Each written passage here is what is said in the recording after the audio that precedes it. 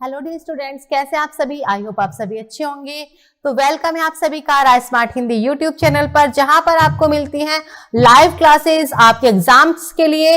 तो मैं तरुणा भारद्वाज आज आपके लिए लेकर आई हूं ऐसे इंपॉर्टेंट क्वेश्चंस जहां से आपको बहुत ज्यादा हेल्प मिलने वाली है आपके एग्जाम में। तो चलिए स्टार्ट हो जाइए अपनी स्टडी के लिए पूरे जोश के साथ, पूरे उत्साह के साथ, पूरे डेडिकेशन के साथ, और इसी बार आपको करना है अपना एग्जाम क्लियर। इसीलिए बच्चों चलो आज हम करेंगे एक्सपेक्टेड क्वेश्चंस ज्योग्राफी के, जहां से पूरी पूरी उम्मीद है ज्योग्राफी के क्वेश्चंस आने की। तो चलिए सबसे पहला क्वेश्चन की अगर बात करें तो फर्स्ट क्वेश्चन है बच्चों, हरित क्रांति से गहरा संबंध किसका रहा है। Has there been a deep connection with the green revolution. अब सबसे पहले हम बात करेंगे हरित क्रांति क्या है। तो यहां से भी आपको क्वेश्चन करना है। आप देखिए जो क्वेश्चंस है ना, तो क्वेश्चन से भी बहुत सारे दूसरे क्वेश्चंस बन सकते हैं। तो सबसे पहले तो आपको क्वेश्चन समझना होगा, उसके बाद आपको आंसर करना होगा। जो भी आपको डाउट्स लगे वो आप कमेंट्स करेंगे, जो समझ में ना आए उसको भी आपको पूछना है, और आंसर आपको पता है तो आंसर तो आपको बताना ही है। तो चलिए समझते हैं, क्वेश्चंस करते हैं उसकी प्रैक्टिस, तभी आपको चीज आएंगे समझ में। तो हरित क्रांति का संबंध किससे है, सबसे पहली बात तो ये आती है। और हरित क्रांति क्या है तो आप ये समझेंगे सबसे पहले। तो बच्चों हरित क्रांति का संबंध किससे है, तो ये है आपके खाद्यान्न उत्पादन से। किससे, आपके खाद्यान्न उत्पादन से। कब स्टार्ट हुई थी ये, आप याद रखना है 1960 में स्टार्ट हुई। अब हुआ था क्या बच्चों, 1950 से पहले आपको पता ही है भारत गुलाम था, उसके बाद वो आजाद हुआ। तो भारत में खाद्यान्न उत्पादन की बहुत बड़ी समस्या थी। फिर क्या हुआ आपकी, जब भारत स्वतंत्र हुआ और भारत की जनसंख्या भी लगातार बढ़ती गई, तो अब हमें क्या करना था, हमें खाद्यान्न उत्पादन को बढ़ाना था, फूड क्रॉप्स को हमें बढ़ाना था। तो फूड क्रॉप्स को बढ़ाने के लिए सरकार ने क्या किया, एक क्रांति लेकर आए, हरित क्रांति। ज्यादातर बच्चे क्या समझते हैं, ग्रीन रिवॉल्यूशन, हरित क्रांति का संबंध किससे है, कृषि से, एग्रीकल्चर से। पर ऐसा नहीं है बच्चों, क्योंकि एग्रीकल्चर में तो बहुत सारी एग्रीकल्चर होती है, बहुत सारी कृषि होती है, लेकिन हरित क्रांति का संबंध है खाद्यान्न उत्पादन से, केवल फूड क्रॉप से, जो खाने वाली फसलें हैं। और इसका उद्देश्य था सभी राज्यों में, ये भी याद रखना, सभी राज्यों में खाद्यान्न उत्पादन की फसलों को बढ़ावा देना। अब बात करते हैं कि ये सफल रही या असफल रही। तो आप ये भी याद रखना, अगर बच्चों को आंसर पता है तो कमेंट जरूर करते रहिएगा, मैं आंसर आपको बताऊंगी और आप खुद भी बता देंगे। सभी राज्यों में गेहूं का उत्पादन और चावल या जितनी भी खाद्यान्न फसलें उसको बढ़ावा देना। अब क्वेश्चन ये भी बनता है प्यारे बच्चों, ये सफल रही या असफल रही। तो आप याद रखना हरित क्रांति जो थी वो असफल रही। ये क्या रही, असफल रही, क्योंकि इसका संबंध क्या था, इसका संबंध तो ये था कि इसका उत्पादन बढ़ाया जाए खाद्यान्न फसलों का पूरे भारत में। लेकिन इससे क्या हुआ, केवल ये सफल रही गेहूं और चावल, इसमें केवल गेहूं और चावल का उत्पादन बढ़ा और केवल यूपी, हरियाणा और पंजाब में बढ़ा। जबकि उद्देश्य क्या था आप समझिए, जबकि उद्देश्य था पूरे भारत में खाद्यान्न फसलों का बढ़ावा देना।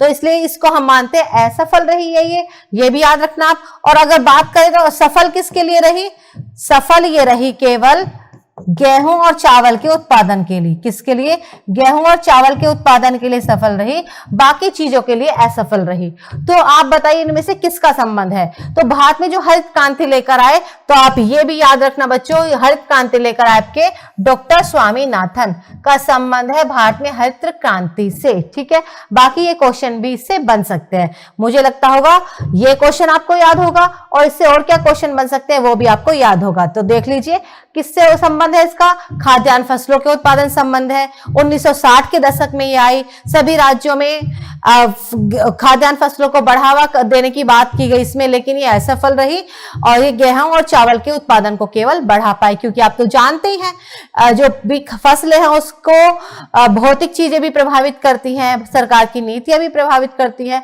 बहुत सारी चीजें हैं जो कि प्रभावित करती हैं। तो चलिए नेक्स्ट क्वेश्चन की तरफ, ये है आपके डॉक्टर स्वामीनाथन जो लेकर आए भारत में हरित क्रांति। चलिए तो नेक्स्ट क्वेश्चन है बच्चों, इजी क्वेश्चन है और अच्छा क्वेश्चन है।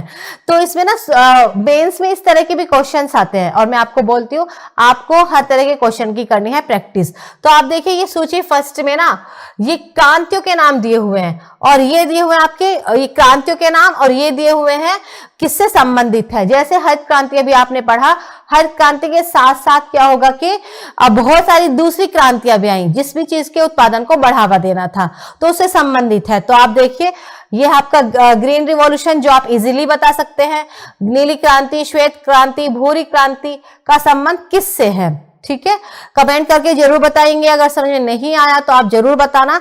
तो देखिए आप जो ग्रीन रिवॉल्यूशन है अभी आपने देखा, ग्रीन रिवॉल्यूशन का संबंध है खाद्यान्न उत्पादन को बढ़ावा देना। नीली क्रांति का संबंध है आपके मत्स्य पालन से। ठीक है, और ये आपका व्हाइट रिवॉल्यूशन ये दूध के उत्पादन से इसका संबंध है। और भूरी क्रांति का संबंध है फर्टिलाइजर, उर्वरक, खेतों में उर्वरक के प्रयोग से। तो ए का बनता है 1 और बी का हो जाएगा आपका 3 और ये आपका सी का हो जाएगा 2 और ये आपका डी का हो जाएगा 4। तो आंसर आपका क्या बनता है आपका ए। ठीक है ना, तो इस तरह से आप याद करेंगे। बहुत सारी क्रांतियां हैं और सबसे अच्छी बात क्या है, बहुत सारी क्रांतियां आई। अब आ चुकी है आपकी इंद्रधनुषी क्रांति, रेनबो रिवॉल्यूशन। अब कौन सी आ गई आपकी इंद्रधनुषी क्रांति आ चुकी है। तो इंद्रधनुषी क्रांति का संबंध किससे है, ये भी आजकल बड़ा इंपॉर्टेंट है। तो इंद्रधनुषी क्रांति का संबंध है सभी क्रांतियों से। किससे, सभी क्रांतियों से इसका संबंध है। तो ये अब आपका लेटेस्ट है और ये भी आपका क्वेश्चन आ सकता है। ठीक है ना, तो सभी क्रांतियों से संबंध है अब आपका रेनबो रिवॉल्यूशन।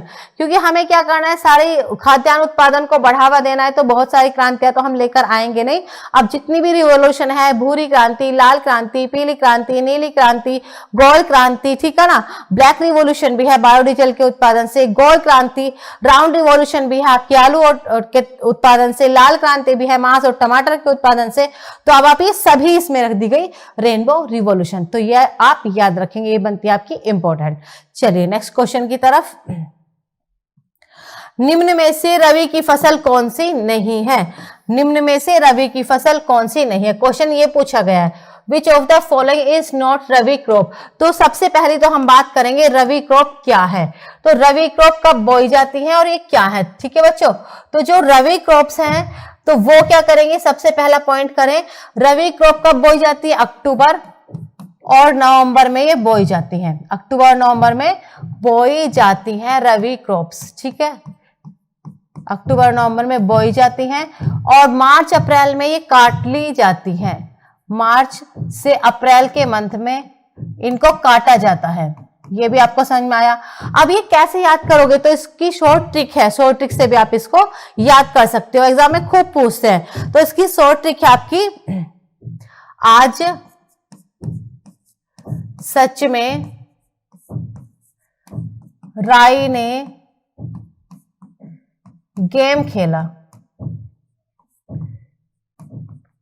आज सच में राई ने गेम खेला। तो ऐसे आ जाएगा आपका आलू, जैसे आ जाएगा जौ, से बनता है आपका सरसों। ठीक है बच्चों, जैसे आ जाएगा आपका चना, राई से खुद आ जाएगा आपका राई, गे से आ जाएगा गेहूं, में से आ जाएगा मटर। ठीक है, शॉर्ट ट्रिक में इंपॉर्टेंट है ये। तो आप देखिए मटर ये यहां पर है। अब जैसे मटर के साथ अभी देखिए, आप देखिए जो ये हमारा सर्दियों का सीजन अक्टूबर और नवंबर में, मिक्स वेज आप सभी खाते होंगे मुझे लगता है। तो मिक्स वेज में सारी चीजें डलती हैं, गाजर भी डलती है, मटर भी डलती है, सर्दियों में आपके मूली भी आती है। इनमें से कौन सी नहीं आती है सर्दियों की सब्जी की बात करें तो वो है आपका केवल और केवल भिंडी। भिंडी गर्मियों में आती है। तो ये सभी ऐसी फसलें हैं जो कि सर्दियों के हैं एक तरह से। और जो बड़ी क्रॉप्स है वो आप ऐसे याद कर लेना, आज सच में राई ने गेम खेला। तो आलू सर्दी में बोए जाते हैं, सभी को ये रखने वाली चीजें तो है ही नहीं बिल्कुल भी। ये आपका जो सरसों, सरसों का साग देखिए, अब जब सरसों का साग बनता है, चना भी डालते हैं, बथुआ भी डालते हैं, मेथी भी डालते हैं। तो जो भी जिसके घर में सरसों के साग में डाला जाता है तो वो सभी क्या हो जाएंगी, वो भी एक तरह से रबी क्रॉप्स हो जाएंगी क्योंकि वो सर्दी में बोई जाती हैं। अब बात करते हैं इस ट्रिक में आया मटर। तो मटर की सब्जी में आप जो भी डालते हो, जब मिक्स वेज बनाते हो, वो भी सभी क्या आ जाएंगी, वो भी आपकी रबी क्रॉप्स आ जाएंगी। तो आपको रटने की नहीं, समझने की जरूरत है। तो आप इजीली आंसर कर पा रहे हैं। ठीक है बच्चों, चलिए तो बने रहिए राय स्मार्ट हिंदी पर रेगुलर, क्योंकि आपको करना है इसी बार अपना एग्जाम क्रैक। उसके लिए टाइम तो देना पड़ेगा प्यारे बच्चों, और टाइम आपके पास है ही। जो भी बच्चे रिकॉर्डेड क्लास देखें वो भी बाद में कमेंट क्या करें, हम आपके कमेंट का और जरूर और रिप्लाई करेंगे। और साथ ही साथ इस क्लास का जो पीडीएफ है, इवन सभी क्लासेस के पीडीएफ के लिए आप हमारा टेलीग्राम चैनल ज्वाइन कर लीजिए। वहां पर आपको हर क्लासेस के PDF, notification, mock test Sunday को बहुत सारी चीजें आपको मिलती हैं, लेकिन कनेक्टिविटी बेहद जरूरी है टीचर्स के साथ। जब तक टीचर और स्टूडेंट का आपस में कम्युनिकेशन नहीं होगा, चीजें आगे नहीं बढ़ पाएंगी। तो आप जुड़े रहिए हमारे साथ, हम आपकी सफलता में हैं आपके साथ। क्वेश्चन देखते हैं बच्चों। भारत का सबसे बड़ा कपास उत्पादक कौन सा है? The largest producer of cotton in India. Option में आपके महाराष्ट्र, गुजरात, पंजाब, हरियाणा। तो इस क्वेश्चन को आप समझते हैं। आइए, सबसे बड़ी बात देखिए, जो कपास का उत्पादन है, ठीक है, ये आपका कपास का उत्पादन। जब भी आप कपास का उत्पादन करोगे तो कपास के उत्पादन के लिए किस चीज की जरूरत पड़ेगी? हमें काली मृदा की हमें जरूरत पड़ेगी।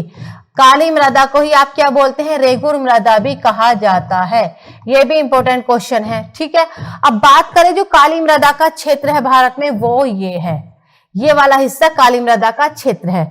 ये महाराष्ट्र और गुजरात दोनों ही वाला एरिया है। ये महाराष्ट्र और गुजरात वाले लोकेशन में है। यहाँ पर आई थी ज्वालामुखी क्रिया, ज्वालामुखी की वजह से यहाँ पर हुआ था ब्लैक सोइल का निर्माण, ठीक है। ये याद रखना, बड़ा इंपॉर्टेंट क्वेश्चन है, आपको रटना नहीं है।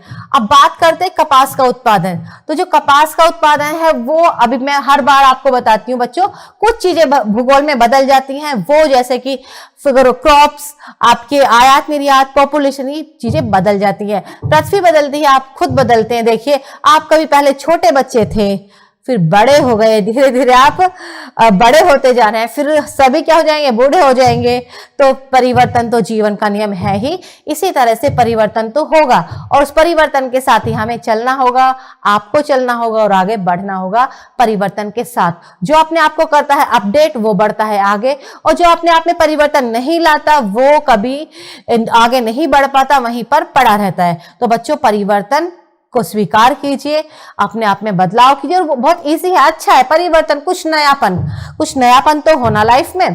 तो चलिए, अब आंसर हम क्या करेंगे? देखिए, कभी कभी क्या होता है, गुजरात फर्स्ट नंबर पर हो जाता है, कभी आपका महाराष्ट्र फर्स्ट नंबर पर हो जाता है। तो ये क्वेश्चन देखिए, जिस भी बार आप एग्जाम देने जाओ, तो मैं एकदम सही बात बता रही हूं आपको, एक बार डेटा जरूर पढ़ लेना, ठीक है।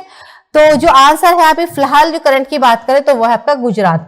कपास उत्पादक में गुजरात आ जाएगा इसका आंसर। तो ये चीज है। और इसको ना, जो ये मिट्टी है आपकी काली मिट्टी या रेगुर मिट्टी, इसको स्वतः जुताई वाली मिट्टी भी बोलते हैं। इसको क्या बोलते हैं? स्वतः जुताई वाली मिट्टी। क्योंकि क्या होता है कि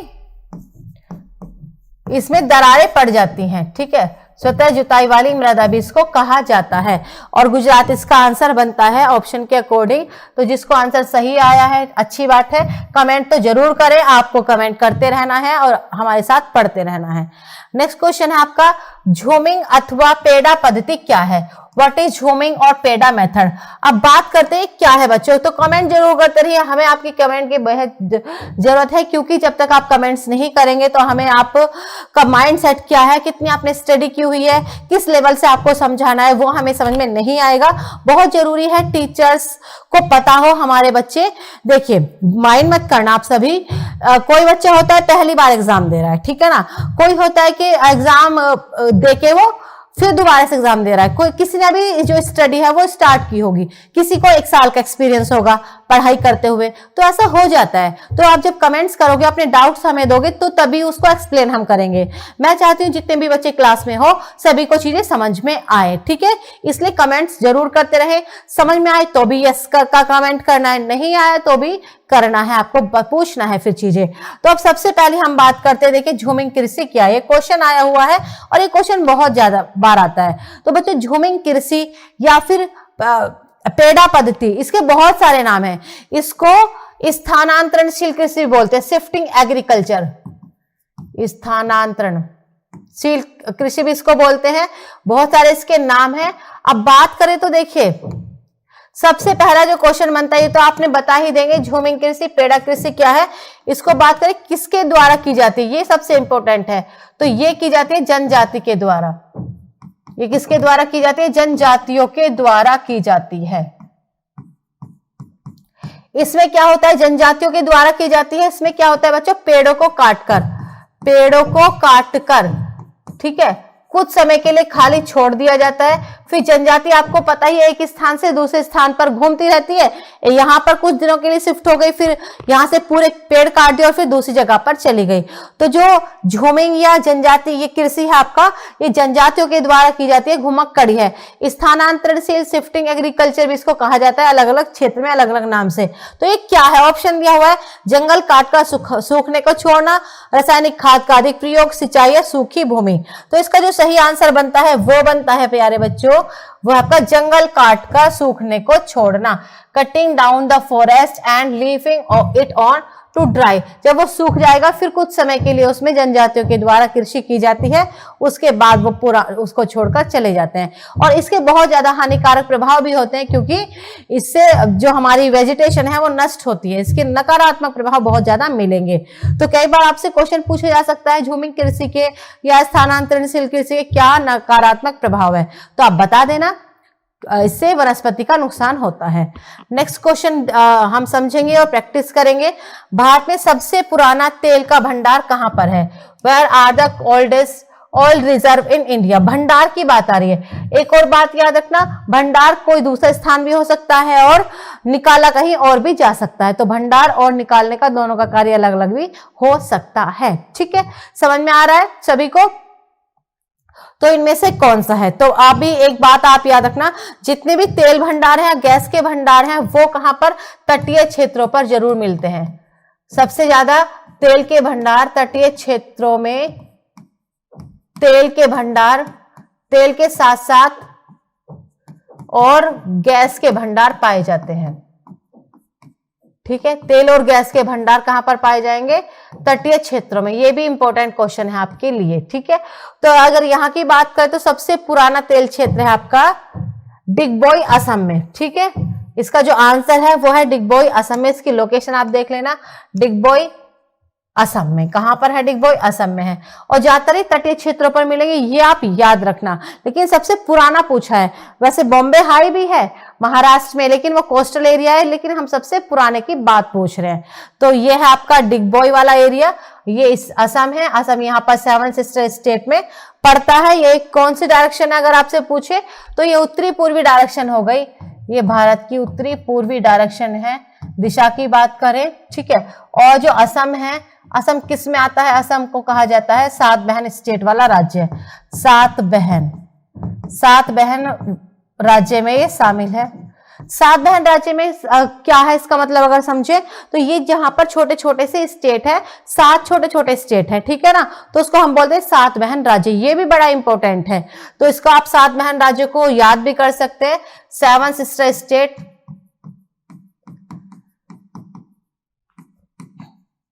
कैसे याद करोगे? तो 7 सिस्टर स्टेट को याद करने की ट्रिक है एटीएम,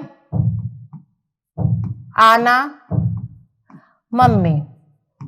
तो वैसे कोई बच्चा बुलाता नहीं होगा जब भी एटीएम जाएगा अपनी मम्मी को, लेकिन बुला लिया करो। जब एटीएम पर आप मम्मी को बुलाओगे तो आपको 7 बहन राज्यों की बात याद हो जाएगी। ठीक है, तो 7 सिस्टर स्टेट में ए से आ जाएगा आपका अरुणाचल। ए से बनता है अरुणाचल, जो आपको याद हो जाएगा। टी से बनता है बच्चों त्रिपुरा। त्रिपुरा राज्य भी कहां पर आता है? 7 सिस्टर स्टेट में। एम से आ जाएगा आपका मेघालय। ठीक है, यह आ जाएगा। आ से आ जाएगा असम आपका, जो 7 सिस्टर स्टेट में ही है। ना से आ जाएगा नागालैंड। ना से आपको याद हो जा रहा है इजीली, नोट करते रहिएगा नागालैंड। मैं से आ जाएगा मिजोरम। मैं से आ जाएगा मिजोरम। और मी से आ जाएगा आपका मणिपुर। सिक्किम की बात करें तो सिक्किम बच्चों इसमें नहीं है। कई बार आपको ना ऑप्शन में मिलेगा कि 7 सिस्टर स्टेट में कौन सा राज्य आता है या कौन सा राज्य नहीं आता है। तो असम तो आता है, ये आपने देख लिया है। और सिक्किम यहाँ पर है आपका, सिक्किम नहीं आएगा। सिर्फ ये वाले स्टेट आएंगे छोटे छोटे से पूर्वी राज्य। तो ए से अरुणाचल, टी से त्रिपुरा, एम से मेघालय, आ से असम, ना से नागालैंड, मैं से मणिपुर और मी से मिजोरम। मुझे लगता है इजीली याद हो गया होगा, नोट आप कर लेना। चलिए हम नेक्स्ट क्वेश्चन क्या आया हुआ है, प्रैक्टिस करते रहिए। Practice makes a man perfect. आपको प्रैक्टिस करनी है और आगे बढ़ना है। क्वेश्चन दिया हुआ है बच्चों, ये सभी आए हुए क्वेश्चन है, इससे आपको बहुत ज्यादा हेल्प मिलेगी। हाइड्रोजन विजन 2025 किससे संबंधित है? हाइड्रोजन विजन 2025 का संबंध किससे है? तो आप जानते हैं आजकल क्या हो रहा है, जो ऊर्जा है, हमें ऊर्जा के नए नए साधनों की आवश्यकता है, क्योंकि जितने भी इंडस्ट्रीज हैं, जितने भी उद्योग हैं, उसके लिए हमें किस चीज की जरूरत पड़ती है? ऊर्जा की। ऊर्जा के बिना तो कुछ काम ही नहीं होता है। तो जो इसका आंसर है बच्चों, देखिए आप बताइए सभी कमेंट करके। तो इसका जो सही आंसर है वो याद कर लेना, पेट्रोलियम उत्पाद के भंडार के लिए हाइड्रोजन विजन का संबंध है। स्टोरेज ऑफ पेट्रोलियम प्रोडक्शन का संबंध है, आपका प्रोडक्ट्स का संबंध है हाइड्रोजन विजन 2025। इसका संबंध क्या है? 2025 तक हाइड्रोजन के उत्पादन को बढ़ावा देना। ठीक है, ये आपको समझ में आ ही गया होगा। नेक्स्ट क्वेश्चन देखते हैं, बड़ा अच्छा क्वेश्चन है। इसी क्वेश्चन दिया हुआ है, निम्न में तांबा, सोना, लोहा, कोयले का सही क्रम क्या है? तो ये क्वेश्चन में दिया हुआ क्या है बच्चों, ये क्रम वाइज दे दिए, ये क्रम वाइज देके इसमें इनके खान के नाम पूछे गए, राज्यों के नाम नहीं। मैं आपसे बार बार बताती हूँ, आजकल क्या हो रहा है, आप खान के नाम जरूर याद कर लें। किसके नाम? खान के नाम। जो खनिज हैं, खान के नाम दिए हुए हैं और उसका मिनरल्स दिया हुआ है, खान के नाम जरूर याद कर लेना, इंपॉर्टेंट है ये। तो कैसे है आपका, देखिए एक बार। तो सबसे ज्यादा भारत की बात की गई है, तो भारत में सबसे ज्यादा तांबा कहाँ होता है? भारत में सबसे ज्यादा तांबा होता है बच्चों खेतड़ी में। ठीक है, अगर उसकी बात करें, सोना कहाँ पर होता है? कोलार, लोहा कुद्रेमुख, और ये कोयला होता है आपका झरिया में। तो इसका जो सही आंसर है वो है आपका ऑप्शन ए, क्योंकि इस ऑप्शन में तांबा, सोना, लोहा और यहाँ पर कोयला इस तरह से दिया हुआ है। तो इसका सही आंसर बनता है ये। कमेंट करके आप जरूर बताइए आपको समझ में आया। तो ये इसके सामने ही है, सबसे ज्यादा सोना खेतड़ी की खान का नाम है, सोने के लिए कोलार खान है, लोहे के लिए कुद्रेमुख खान है, कोयले के लिए झरिया खान है। ठीक है, चलिए नेक्स्ट क्वेश्चन जरूर याद कर लेना, कमेंट तो जरूर करते जाना है आपको। नेक्स्ट है, निम्न में से किसे दक्षिण गंगोत्री के नाम से जाना जाता है? Which of the following is known as Dakshin Gangotri? अब बात करेंगे क्या है ये, चलिए देखते हैं। सबसे पहले बात करेंगे, देखिए गंगोत्री तो क्या है? गंगोत्री तो बच्चों गंगा नदी जहां से निकलती है, हिमनद का नाम भी है, लेकिन इस क्वेश्चन में वो नहीं है। चीजें बदलती हैं, एक नाम कई जगह के हो सकते हैं, जैसे मान लीजिए आपका नाम चिंटू है, सोनू है, कुछ भी है, तो वो कई चीजों का हो सकता है, जरूर नहीं सिर्फ आपका है तो किसी और का नहीं हो सकता। ऐसे दक्षिणी गंगोत्री क्या है, इसको पढ़ना है और समझना है और इससे क्या क्या क्वेश्चन बनते हैं। तो इसके जो ऑप्शन दिए हुए हैं उस पर फोकस कीजिए। कावेरी नदी का उद्गम स्थल बिल्कुल भी नहीं है। वह जहां से पेरियार उत्तर की तरफ बहती है। भारत का प्रथम अंटार्कटिका शोध केंद्र। केरल में रॉकेट छोड़ने का केंद्र। ठीक है, तो इसका जो आंसर है ना बच्चों वो है आपका ये, भारत का प्रथम अंटार्कटिका शोध केंद्र, India's first Antarctica research station. अब ये कहां पर है देखिए, इससे रिलेटेड और भी क्वेश्चन हम करेंगे कवर।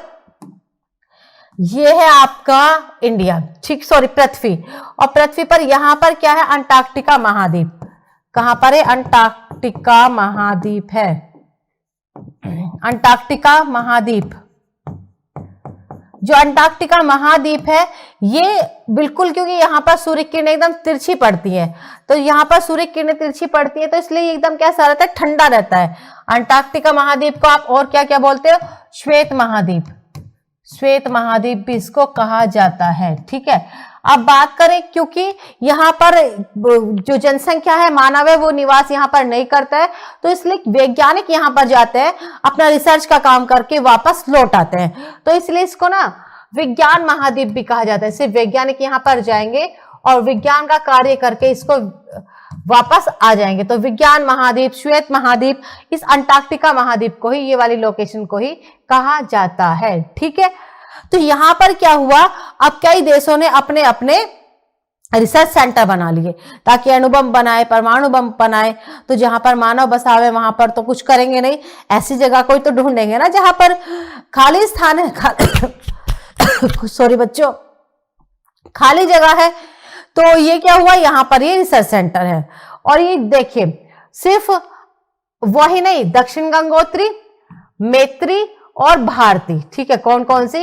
ये आपकी भारती है, ये आपकी मैत्री है, और ये आपकी दक्षिण गंगोत्री है। ये सभी क्या है? भारत के रिसर्च सेंटर है। ठीक है ना, ये भारतीय रिसर्च सेंटर है। कहां पर है?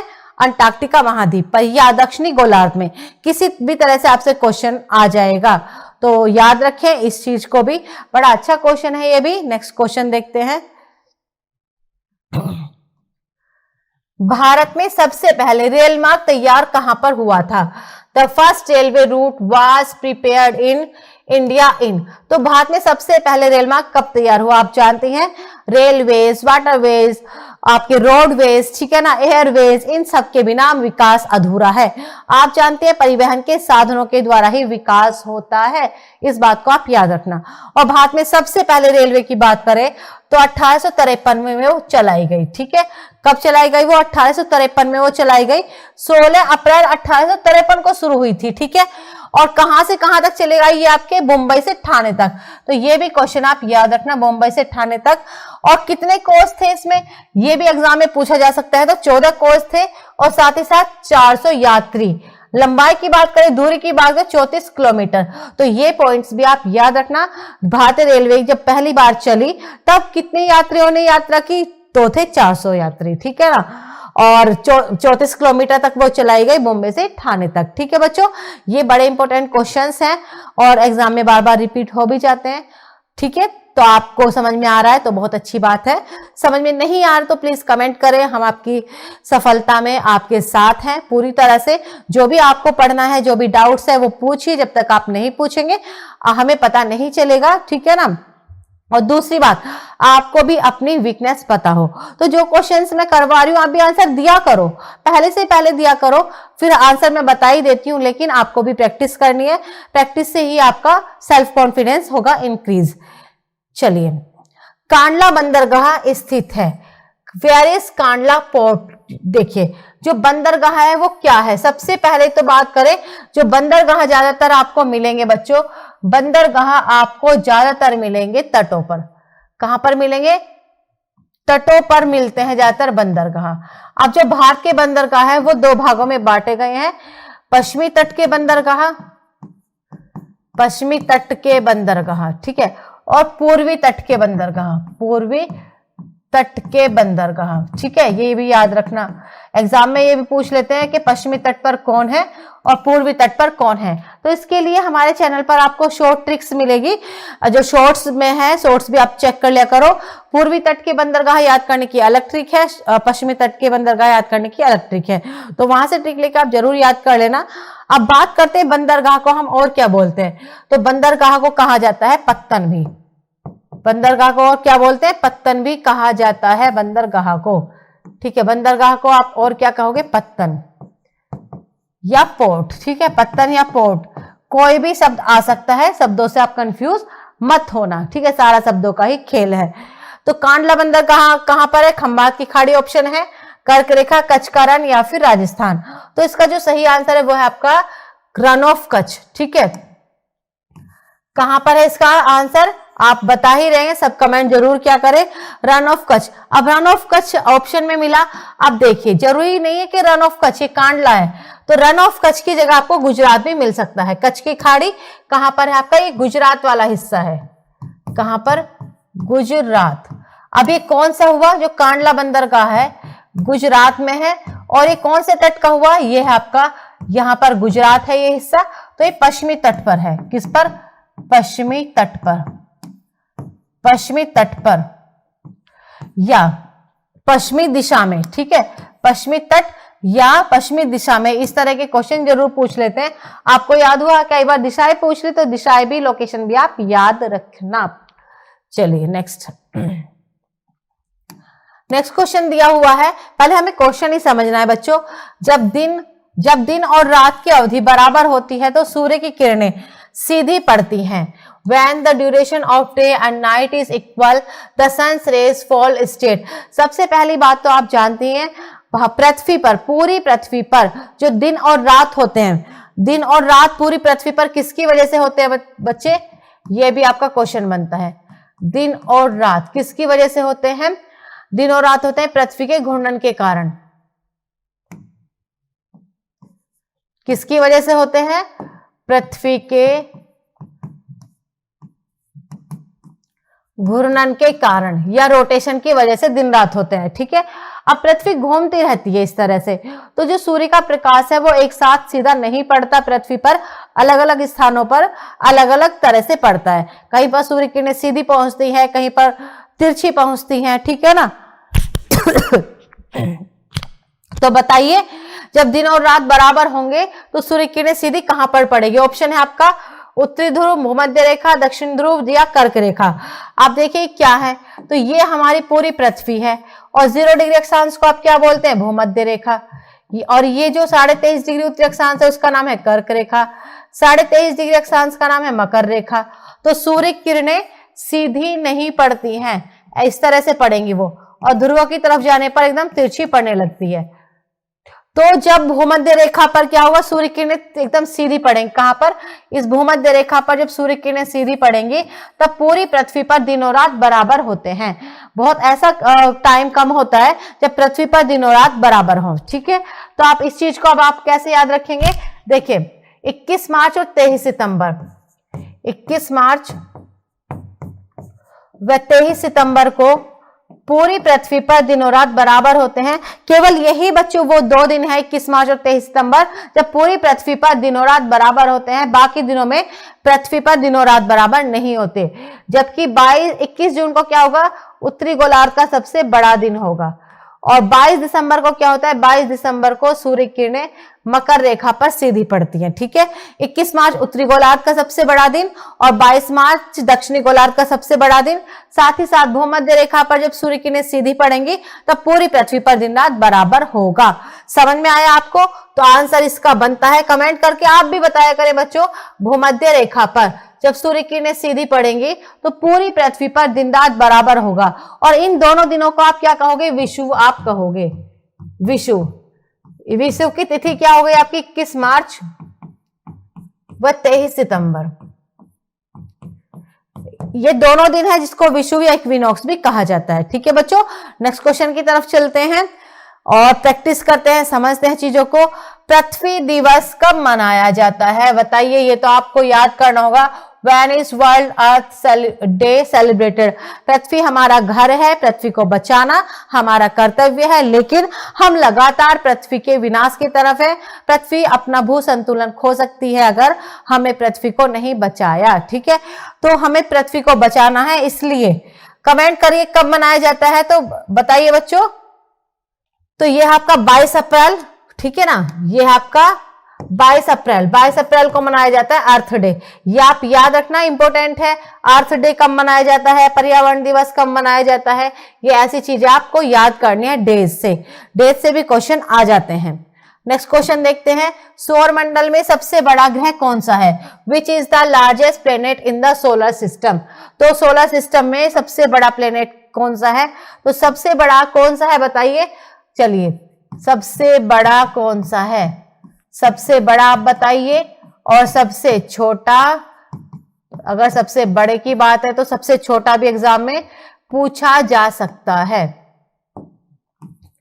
सबसे बड़ा, सबसे छोटा, तो कमेंट अभी तक सभी करें, रिकॉर्डेड क्लास जो देख रहे हैं वो भी करें। तो जो बच्चों बृहस्पति है, कौन सा? बृहस्पति सबसे बड़ा है। ठीक है, और सबसे छोटा है आपका बुध। ठीक है, और जो आप क्या हुआ, जो बृहस्पति है बच्चों, इस बृहस्पति के अब तक सबसे ज्यादा उपग्रह थे। ठीक है, लेकिन अब क्या हुआ, सबसे ज्यादा उपग्रह अब क्या है? अब सबसे ज्यादा उपग्रह शनि के।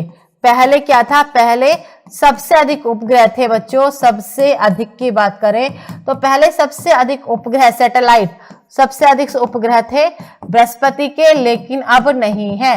अब सबसे अधिक क्या है वर्तमान की बात करें तो वर्तमान में सबसे अधिक उपग्रह है शनि के। ठीक है, तो ये डेटा जो है बदलता है, मैं आपको बोलती हूँ, हमारी पृथ्वी बदलती है, हम खुद बदलते हैं, हमारे रिश्ते बदलते हैं, चीजें बदलती हैं, तो भूगोल भी बदलता है। और भूगोल जब बदलता है तो आपको भी अपडेट रहना पड़ेगा हमारे साथ राइज स्मार्ट हिंदी पर।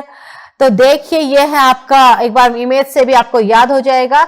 तो ये है आपका सन के पास है आपका मरकरी, बुध, फिर शुक्र है, फिर हमारी पृथ्वी है, फिर ये मंगल है, फिर ये बृहस्पति है, फिर शनि है, फिर आपका अरुण है, फिर आपका वरुण है, और यहां पर था आपका प्लूटो, जिसको हमने क्या कर दिया, प्लूटो को हमने ग्रहों की श्रेणी से निकाल दिया। क्यों निकाल दिया? 2006 में निकाल दिया। इसलिए निकाल दिया क्योंकि प्लूटो क्या था, प्लूटो वरुण ग्रह की कक्षा में करता था प्रवेश, वरुण की कक्षा में प्रवेश करता था आपका प्लूटो। तो अब प्लूटो को हमने क्या बोल दिया, इसलिए बौना ग्रह, ड्वार्फ प्लेनेट हमने क्या बोल दिया, प्लूटो को बोल दिया।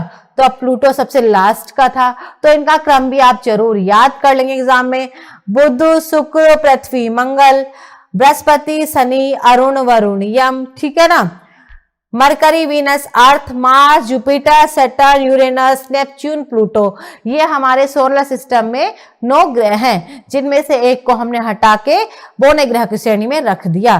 तो आप देखिए ये है आपका बृहस्पति, और आकार में आपको दिख रहा होगा ये सबसे बड़ा है, और ये आपका बुध जो सूर्य के सबसे पास भी है, और सूर्य के सबसे कम दिनों में, केवल 88 दिनों में सूर्य की परिक्रमा भी एक कर लेता है। ठीक है, याद हो गया होगा आपको सभी चीजें। नेक्स्ट क्वेश्चन देखते हैं, कौन सी परिस्थिति में चंद्र ग्रहण लगता है? तो चंद्र ग्रहण का मतलब क्या है? सबसे पहले हम बात करेंगे सिर्फ ग्रहण शब्द का अर्थ क्या। अगर आपसे पूछा जाए ग्रहण शब्द का अर्थ क्या है, तो ग्रहण शब्द का अर्थ होता है रुकावट। क्या? रुकावट या अवरोध। ग्रहण शब्द का अर्थ क्या है? रुकावट या अवरोध। तो आपसे पूछा जा रहा है क्वेश्चन में कब लगेगा, तो रुकावट कौन पैदा करेगा, ठीक है ना। अब देखिए जो हमारा चंद्रमा है, तो चंद्रमा का अपना प्रकाश नहीं होता, चंद्रमा का अपना प्रकाश नहीं होता, ठीक है ना, ये आप सभी जानते हैं, अपना प्रकाश नहीं होता है। और दूसरी बात, चंद्रमा क्या है? चंद्रमा पृथ्वी का उपग्रह है। चंद्रमा क्या है? पृथ्वी का, चंद्रमा बच्चों पृथ्वी का प्राकृतिक उपग्रह है, पृथ्वी का उपग्रह, ठीक है। और साथ ही पृथ्वी की परिक्रमा कितने 27.3 दिन में ये पृथ्वी का पूरा एक चक्कर लगाती है, ये भी जो चंद्रमा है, ठीक है। अब ये बात याद करते हैं, फिर ये बात करते हैं। अब ग्रहण शब्द का अर्थ आपने समझ लिया है, तो ग्रहण चंद्र ग्रहण कब लगेगा, तो ये आप अब इस चीज को कमेंट करके जरूर बताते रहिए। तो इसका आंसर है फुल मून। फुल मून के दिन क्या होगा? पूर्ण चंद्र के दिन या पूर्णिमा के दिन, ठीक है, चंद्र ग्रहण लगता है। इस दिन क्या होगा? हमारी पृथ्वी सूर्य और चंद्रमा के बीच में जब आ जाती है, तो सूर्य का प्रकाश क्या होगा? चंद्रमा पर नहीं पहुंचता, क्योंकि चंद्रमा का अपना प्रकाश नहीं है प्यारे बच्चों, वो तो सूर्य से प्रकाश लेता है, फिर उसी को वापस कर देता है, वापस मतलब रिफ्लेक्ट कर देगा, उससे वो चमकता है। जैसे पृथ्वी का अपना प्रकाश नहीं है, वैसे ही चंद्रमा का भी अपना प्रकाश नहीं है। तो चलिए नेक्स्ट क्वेश्चन, ये क्वेश्चन आपको समझ में आया होगा, समझ में नहीं आया तो प्लीज कमेंट जरूर करें। क्वेश्चन दिया हुआ है, किसी स्थान का मानक समय निर्धारित करने का आधार क्या होता है? What is the basis of for determining the standard time of places. तो सबसे पहली बात करेंगे, हम समझेंगे क्वेश्चन को, मानक समय किसे कहते हैं। ये भी क्वेश्चन में खूब पूछा जाता है। तो मानक समय क्या है, स्टैंडर्ड टाइम क्या है, तो इसकी जो डेफिनेशन दी गई भूगोल में वो है आपकी देशांतर रेखाओं के आधार पर। किसके आधार पर? देशांतर रेखाओं के आधार पर निश्चित किए गए समय को हम क्या बोलते हैं? देशांतर रेखाओं के आधार पर लिए गए समय को, देशांतर रेखाओं के आधार पर निश्चित किए गए समय को हम क्या बोलते हैं? मानक समय हम बोलते हैं। अब आपको पता ही देशांतर और अक्षांश कहां पर खींचे हुए हैं? पृथ्वी पर ऐसी रेखाएं अक्षांश रेखाएं, और पृथ्वी पर ऐसी रेखाएं हम देशांतर रेखाएं कहते हैं, ठीक है। अब जो पूरी पृथ्वी का मानक समय है, आप जानते ही वो कहां से लिया गया है? पूरी पृथ्वी का मानक समय लिया गया 0 डिग्री देशांतर से, क्योंकि जो पूरी पृथ्वी के बीच में है ये। और भारत का जो मानक समय लिया गया है, तो भारत का मानक समय लिया गया है, वहीं पर मैं एक्सप्लेन करती हूं आपको। जो यहां से लिया गया है, और भारत का लिया गया है 82.5 डिग्री पूर्वी देशांतर से। क्यों लिया गया है? क्योंकि ये वाला देशांतर भारत के मध्य से गुजरता है, तो जो भी देशांतर जिस भी देश के मध्य से गुजरेगा वहीं पर वो मानक समय लिया जाएगा। जो हमारी और आपकी घड़ी आप चलती हैं वो देशांतर के आधार पर ही चलती हैं, ठीक है। हर एक देशांतर से दूसरे देशांतर पर पहुंचने में सूर्य के प्रकाश को कितना समय लगता है? 4 मिनट का समय लगता है। ये मैं कैलकुलेशन आपको पढ़ाऊंगी, उसके लिए आपको रहना पड़ेगा राइस स्मार्ट पर, और मैं टाइम निकालना आपको अच्छे से सिखाऊंगी। नेक्स्ट क्वेश्चन बनता है आपका, दक्षिणी गोलार्ध में सबसे बड़ा दिन कब होगा? What is the longest day in the southern hemisphere? तो वेरी सिंपल, जब जिस तरफ सूर्य का प्रकाश जाएगा उस तरफ ही बड़ा दिन, और जिस तरफ सूर्य का प्रकाश नहीं जाएगा उस तरफ छोटा दिन। तो अभी आपको बताया था ये 0 डिग्री, ये 23.5 डिग्री उत्तरी अक्षांश को हम बोलते हैं कर्क रेखा, और ये है आपके 23.5 डिग्री दक्षिणी अक्षांश को मकर रेखा। ठीक है, अब आप ये भी जानते हैं जो सूर्य का प्रकाश है वो पृथ्वी पर एक समान नहीं पड़ता। 21 जून को ये कर्क रेखा पर सीधा पड़ता है, और 22 दिसंबर को ये क्या पड़ता है, मकर रेखा पर सीधा। 21 मार्च व 23 सितंबर को पड़ता है ये कहां पर, भूमध्य रेखा पर सीधा। तो जिस दिन ये 21 जून है, 21 जून को क्या होगा, उत्तरी गोलार्ध का सबसे बड़ा दिन, उत्तरी गोलार्ध का सबसे बड़ा दिन होगा 21 जून। ठीक है, उत्तरी गोलार्ध का सबसे बड़ा दिन। और 22 दिसंबर को क्या हो जाएगा, जब सूर्य किरणें सीधी पड़ेगी तो 22 दिसंबर को क्या होगा, दक्षिणी गोलार्ध का सबसे बड़ा दिन, दक्षिणी गोलार्ध का सबसे बड़ा दिन। और इन दोनों दिन क्या होगा, पूरी पृथ्वी पर दिन रात बराबर, 21 मार्च और 23 सितंबर में पूरी पृथ्वी पर दिन रात बराबर होंगे, दिन रात बराबर होंगे। तो इसका आंसर क्या बनता है आपको, 22 दिसंबर को सूर्य किरणें मकर रेखा पर सीधी पड़ती हैं दक्षिणी गोलार्ध की तरफ, तो उस दिन ही सूर्य की प्रकाश की वजह से बड़ा दिन होगा दक्षिणी गोलार्ध का 21 दिसंबर। 21 जून उत्तरी गोलार्ध का सबसे बड़ा दिन, 21 मार्च 23 सितंबर को पूरी पृथ्वी का बड़ा दिन। ठीक है, क्वेश्चन में पूछा गया चंद्र ग्रहण कब होता है, When does the lunar eclipse happen? ये तो अभी आपको बताया ही था। ग्रहण शब्द का अर्थ क्या है, ग्रहण शब्द का अर्थ होता है रुकावट। ठीक है, ग्रहण शब्द का अर्थ क्या है बच्चों, रुकावट। तो अब किसके प्रकाश में रुकावट, सूर्य के प्रकाश में रुकावट, क्योंकि जब सूर्य का प्रकाश चंद्रमा पर पहुंचेगा तभी वो हमें रात को रोशनी देगा। बड़ा अच्छा लगता है चंद्रमा, आप भी देख लिया करो रात को निकल के चंद्रमा को। तो इसका जो आंसर है देखिए क्या क्या दिया हुआ है, आप इजीली क्वेश्चन बता सकते हैं, कमेंट करके जरूर बताया करें। तो जो आंसर है देखिए, ये हमारा सन और ये हमारा चंद्रमा मून। अब कौन रुकावट पैदा करेगा, ठीक है। अब आपको पता है ये मून क्या है, ये पृथ्वी का प्राकृतिक उपग्रह है, और बीच में कौन आ जाएगी आपकी अर्थ, तो ये घूमते हुए ये आ गई बीच में अर्थ।